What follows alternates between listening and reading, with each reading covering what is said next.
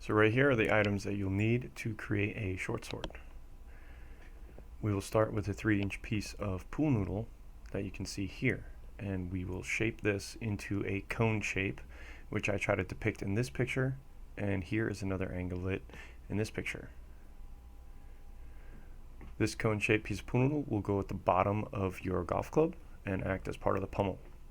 You will tape it down so that it does not move, but is still all the way at the bottom of the golf club. This is the tape that I use for that. It's package tape. You'll see here I'm going to cut 1 inch of the craft foam. This is where you can see that I am using 1 inch with the ruler here, and then this is just a close-up again to show that I'm going to cut about 1 inch off. Now there's multiple strips, so there's one that is a 3/4 strip. I'll do 2 1/2-inch strips, so you'll have 4 strips total.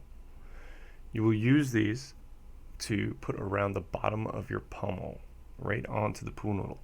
You'll wrap it around, and then you cut it so that it's flush with itself. As you can see here, I try to make it flush. Now you'll take your next piece, and you go in size order, so 1 inch down to the 3/4, and then the 2 1/2 inches, and you do the same thing for all of them, and it increases the size of your pommel at the bottom. This allows you to then tape it all up together. In this picture, it's showing the 2 1/2 cap of the camp pad, and you will dap both sides, the bottom of your pommel and that cap. You'll probably wait about 20 minutes for it to dry. During that process, you can cut another piece of 2 inches of the craft foam. While that's drying, I usually put this 2-inch piece at the top to prevent wiggle with your Frost King. Now that it's dry, you'll be able to take these 2 pieces and put them together. It should look something like this when it is complete and stuck together. Then you will tape all of that together so that it becomes one piece. This is what it should look like when you are complete. It has a conical shape so that the bottom of the handle is slightly bigger than where you're gripping. The bottom of your pommel needs to be at least 2 inches wide, which is what we have here. Now we put the Frost King on, and we make sure that there is no wiggle. As you can see, there's a little wiggle at the bottom, so we're going to have to build this up. You can do this with another piece of craft foam, and then you can use the grip tape to tape it.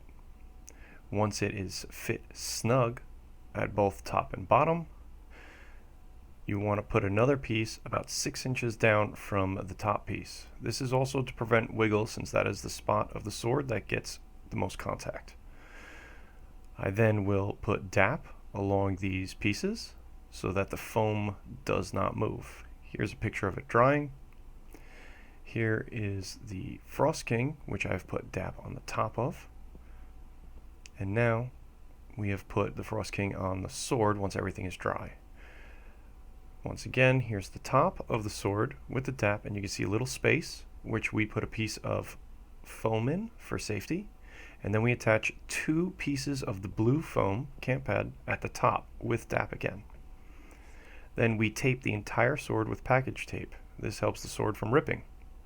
As you can see, you try to get it so there are as little wrinkles as possible. Then I take 6 strips at about 6 inches apiece, and I will put them on the bottom. I basically just put 1 piece down and then keep crossing over edge by edge until the entire bottom of the pommel is finished and looks like this. Once that is complete, you can then start to rotate the grip tape around the bottom of the handle and work your way up towards the blade.